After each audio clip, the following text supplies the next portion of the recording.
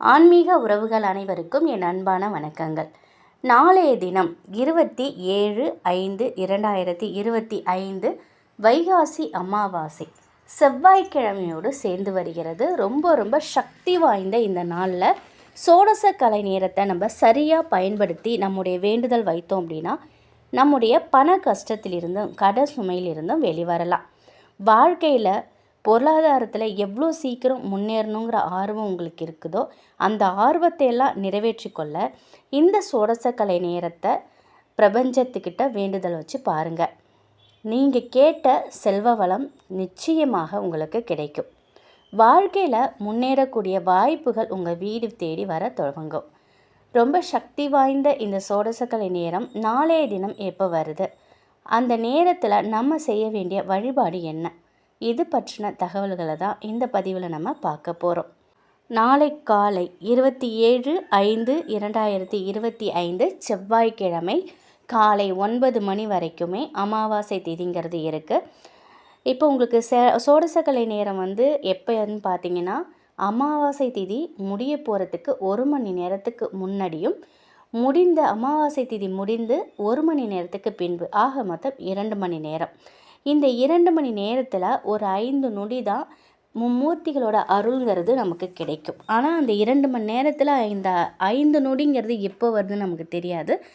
உங்களால் டைம் இருந்தது, நேரம் இருந்தது அப்படின்னா அந்த 2 மணி நேரத்தையும் உங்களுடைய முழு கவனத்தை தியான நிலையில் வைத்து நீங்கள் இந்த சோடசக்கலை நேரத்தில் நீங்கள் செய்து பாருங்கள். இல்லைன்னா ஒரு 5 நிமிஷமாவது மனதார நீங்கள் உங்கள் குலதெய்வத்தையும் முருகப்பெருமானையும் உங்கள் இஷ்ட தெய்வத்தையும் வணங்கி பாருங்கள். இந்த சோடசக்கலை நேரம் பார்த்திங்கன்னா இப்போ அமாவாசை திதிங்கிறது செவ்வாய்க்கிழமை காலையில் 9 மணியோட முடியுது. இப்போ சோடசக்கலை நேரங்கிறது 8 மணிலிருந்து 10 மணி வரைக்கும் இந்த 2 மணி நேரம் சோடசக்கலை நேரம். செவ்வாய்க்கிழமையோட சேர்ந்து இந்த நாள் வர்றது முருகப்பெருமானுக்கு ரொம்ப சிறப்பானது. கடன் சுமையை குறைக்கணும், நமக்கு செல்வ வளம் அதிகரிக்கணும், சொந்த வீடு கிடைக்கணும், நல்ல வேலை கிடைக்கணும் அப்படின்னாக்கா நம்ம முருகப்பெருமானை வணங்கணும். நம்முடைய கடன் பிரச்சனை தீர்வதற்கு முருகப்பெருமானை நம்ம மனதார வணங்கினாலே நிச்சயம் நம்முடைய கடன் பிரச்சனை தீரும். காலையிலேயே நீங்கள் என்ன பண்ணுங்கள், 8 மணிக்கு இந்த சோடசக்கலை நேரத்தில் பூஜை அறையில் உங்கள் குலதெய்வத்தை நினைத்து முருகப்பெருமானை நினைத்து ஒரு தீபம் ஏற்றி வைங்க. உங்களுக்கு எவ்வளோ பணம் வேணும் அப்படிங்கிறத ஒரு பிரியாணி இலையில் முதல்ல நீங்கள் எழுதுங்க. கடன் பிரச்சனை தீர்ப்பதற்கு பணம் தேவைப்படலாம், இல்லை வீடு கட்ட பணம் தேவைலாம், எல்லாத்துக்குமே நமக்கு பணங்கிறது தேவை தான் இல்லையா? இப்போ உங்களுக்கு எவ்வளோ பணம் தேவையோ நம்முடைய தகுதிக்கேற்ப அந்த பிரியாணி இலையில் நம்ம எழுதணும். அதை எழுதி அதை அப்படியே தனியாக வச்சிடணும். கோடியாக சில பேருக்கு கடன் இருக்கும், இல்லைன்னா சில பேருக்கு லட்சமாக கடன் இருக்கும், இல்லை சில்லறை கடன் இருக்கும். இப்படி அந்த கடன் சுமை தீரணும் அப்படின்னு ஒரு பிரியாணி இலையில் தனியாக எழுதணும். இப்போ 2 பிரியாணி இலையில் ஒன்று நமக்கு பணம் தேவைங்கிறது எழுதணும், இன்னொன்று கடன் தீரணும் அப்படிங்கிறத எழுதணும். இந்த 2 பிரியாணி இலையும் எழுதி அந்த பூஜை அறையில் நீங்கள் வைங்க. பூஜை அறையில் ஒரு விளக்கு தீபம் ஏற்றி வச்சுருக்கீங்க இல்லையா, பிரபஞ்சத்துக்கிட்ட உங்களுடைய வேண்டுதலை நீங்கள் சொல்லணும். எனக்கு இவ்வளோ பிரச்சனை இருக்குது, இந்த கடன் தீரணும், இவ்வளோ பணத்தை எனக்கு சீக்கிரம் கொடு, பிரபஞ்சம் கொடுக்கணும் அப்படிங்கிற பிரார்த்தனையை நீங்கள் வைங்க. இந்த 2 மணி நேரம் இருக்கக்கூடிய இந்த சோடசக்கலை நேரத்தில் உங்களால் எவ்வளோ மணி நேரம் முடியுதோ அவ்வளோ மணி நேரம் நீங்கள் தியானத்தில் இருந்தால் போதும். இப்போ செவ்வாய்க்கிழமை எல்லாருமே அவசரமாக வேலைக்கு கிளம்பக்கூடிய இந்த நேரத்தில் காலையில் 8 மணிக்கே உங்களுக்கு சோடசக்கலை நேரம் ஆரம்பிச்சிடுது. அந்த நேரத்தில் நீங்கள் எழுதி ஒரு தட்டில் நீங்கள் வச்சுருங்க. ஒரு 10 நிமிஷம் மட்டும்தான் உங்களால் பிரார்த்தனை செய்ய முடியும்னாலும் பரவாயில்ல, இந்த பிரார்த்தனை பண்ணுங்கள். கடன் பிரச்சனை எழுதி வச்சுருக்கோம் அந்த பிரியாணி இலையை நீங்கள் நெருப்பில் போட்டு பொசிக்கலாம். ஒரு பண வரவு வேணும் அப்படின்னு எழுதி வச்சுருக்கோம் இல்லையா, அந்த பிரியாணி இலையை எடுத்து நீங்கள் பீரோவில் வச்சுக்கோங்க. இந்த சோடசக்கலை நேரத்தில் பண வசியத்திற்குன்னு ஒரு மந்திரம் இருக்குது, அது 108 முறை சொன்னால் போதும். இப்போ நீங்கள் ட்ராவலில் இருக்கீங்க அப்படின்னா அந்த நேரத்தில் நீங்கள் தீபம் ஏற்றி வச்சுக்கிட்டுலாம் உட்காந்துருக்க முடியாது இல்லையா?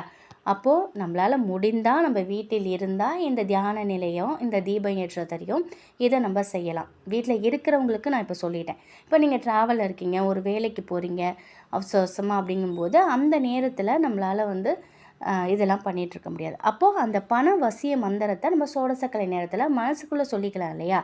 அப்போது நீங்கள் என்ன பண்ணுங்கள், மகாலட்சுமி தாயாரையும் முருகப்பெருமானையும் குலதெய்வத்தையும் மனதார நினச்சிட்டு உங்களுக்கான பண வசியம் அதிகரிக்கணும் அப்படின்னு இந்த மந்திரத்தை நீங்கள் சொல்லுங்கள். ஓம் ரீம் வசி வசி தனம் பணம் தினம் தினம். ஓம் ரீம் வசி வசி தனம் பணம் தினம் தினம்.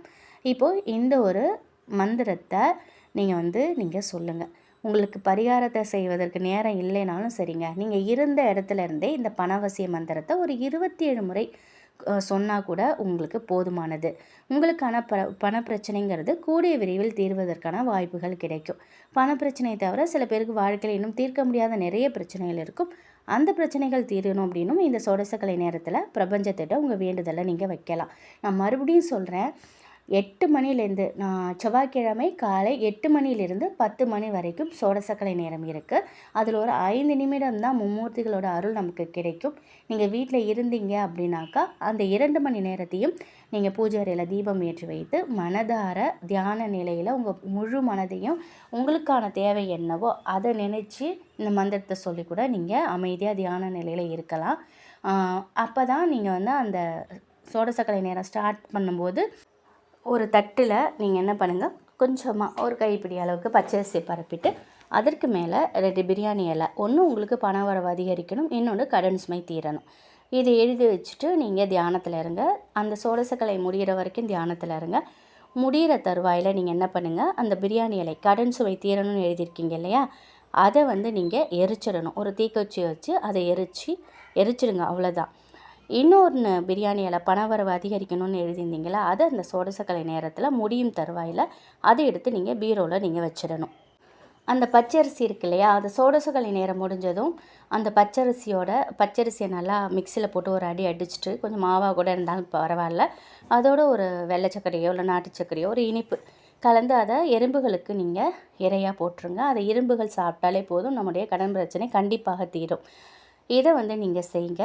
ஒரு வேளை நீங்கள் ட்ராவலில் இருக்கீங்க, இல்லை வேலையில் இருக்கீங்க, உங்களால் எதுவுமே பண்ண முடியல அப்படின்னு நினைக்கிறவங்க, இப்போ நான் சொன்னேன் இல்லையா, ஓம் ரீம் வசி வசி தனம் பணம் தினம் தினம் இந்த மந்திரத்தை 27 முறை உங்களால் முடிஞ்ச அளவுக்கு இந்த 2 மணி நேரமும் மனதுக்குள்ளே இதை நீங்கள் சொல்லிக்கலாம்.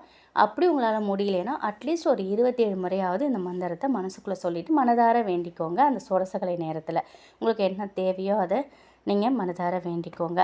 நாளைய தினம் செவ்வாய்க்கிழமைங்கிறதுனால உங்களால் முடிந்ததுன்னா காலையில் 6 மணிலேருந்து 7 மணி செவ்வாய் வரை கடன் தீர, சொந்த வீடு கிடைக்கணும், நல்ல வேலை கிடைக்கணும், சொந்த வீடு கட்டணும், எனக்கு இருக்க கடன் சுமைலாம் தீரணும் அப்படின்னு நினைக்கிறவங்க துவரம்பருப்பு தீபம் ஏற்றுங்க. ஒரு தாம்பலத்தில் மஞ்சள் குங்குமம் போட்டு வச்சுட்டு ஒரு கைப்பிடி அளவுக்கு துவரம்பருப்பு பரப்பி அதில் ஒரு அகல் தீபம் வைத்து நல்லெண்ணெய்யோ அல்லது நெய்யோ ஊற்றி தீபம் ஏற்றுங்க.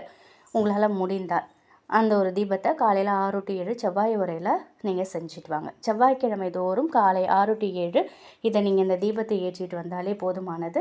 நிச்சயமாக உங்களுடைய கடன் சுமை தீரும். உங்கள் உழைப்போடு சேர்த்து இது போன்ற வழிபாடுகள் செய்யும் பொழுது நிச்சயமாக உங்கள் உழைப்பில் நல்ல ஒரு முன்னேற்றம் ஏற்படும். இதை நாளைய தினம் இந்த சோடசக்கலை நேரத்தை தவறாமல் பயன்படுத்தி பாருங்கள். கண்டிப்பாக நீங்கள் கேட்டது கிடைக்கும். நன்றி.